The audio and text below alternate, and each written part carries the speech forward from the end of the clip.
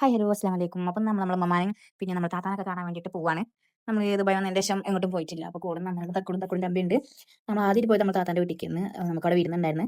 നല്ല അടിപൊളി ചിക്കൻ ബിരിയാണിയും ബീഫൊക്കെയും നല്ല കച്ചമ്പറും അച്ചാറൊക്കെ ആയിരുന്നു നമുക്ക് സ്പെഷ്യൽ. ഈ പോണ്ടാണ് നമ്മുടെ ഒരേ അളിയൻ.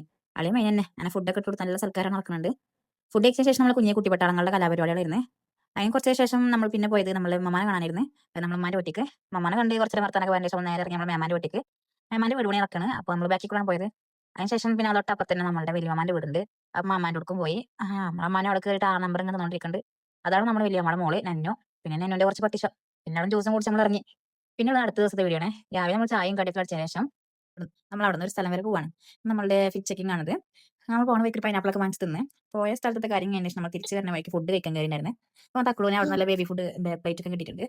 നമ്മൾ ഫുഡ് വന്നിട്ടുണ്ട്. നമ്മൾ ചിക്കൻ ബിരിയാണിയും നമ്മുടെ തക്കുവിൻ്റെ അബ്ബ ഒരു ബീഫ് ബിരിയാണി പറയുന്നുണ്ട്. പിന്നെ കുറച്ച് നമ്മൾ തക്കുളൂനും കൊടുത്ത് അങ്ങനെ നമ്മൾ ഫുഡ് കഴിക്കലൊക്കെ അതിന് ശേഷം ഒരു ലൈമം കുടിച്ചിട്ട് നമ്മൾ അവിടുന്ന് തിരിച്ച് വീട്ടിലേക്ക് പോയി.